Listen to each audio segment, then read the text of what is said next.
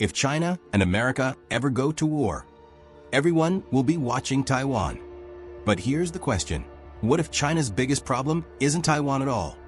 China has missiles, aircraft carriers, one of the world's biggest navies. So why can't all that military power protect the one thing China needs most? A shipping lane, thousands of kilometers away. If that route fails, China has a problem no missile can solve.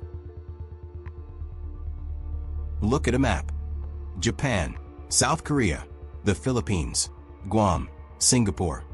Now ask yourself, what do most of these places have in common? For decades, the United States has built partnerships and maintained military access across the Indo-Pacific. China has far fewer allies and military access points along this route. That doesn't matter in peacetime. But during a crisis, everything arriving by sea suddenly becomes a vulnerability. The answer is here. The Strait of Malacca, a narrow passage between Indonesia, Malaysia, and Singapore. It doesn't look important, but every year, more than 90,000 ships pass through it. Oil, natural gas, food, raw materials. For China, this is the fastest road connecting the Middle East to its factories. One narrow passage, keeping the world's factory running. Now imagine this. Take every 4 barrels of oil China imports. Put 3 of them on the same road. That's exactly what's happening. Around 3/4 of China's imported oil passes through Malacca. Former Chinese President Hu Jintao worried about this so much. He gave it a name, the Malacca Dilemma.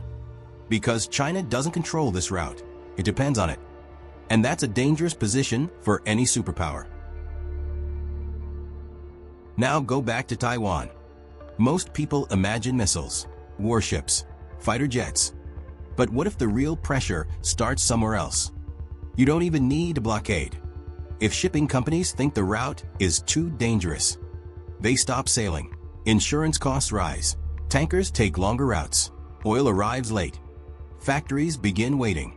The pressure builds before a single missile reaches Beijing.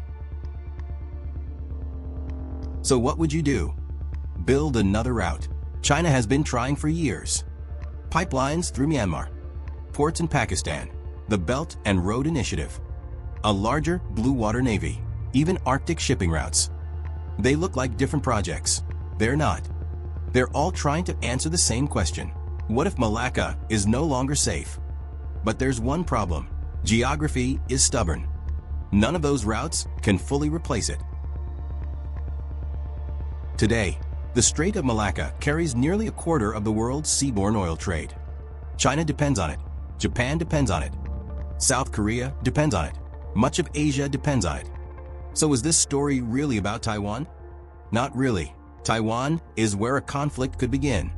But Malacca is where China worries it could be sustained. Because countries can build bigger armies, bigger navies, more powerful missiles, but they can't redraw the map. And sometimes, the biggest weakness of a superpower isn't its military, it's the one route it can't afford to lose.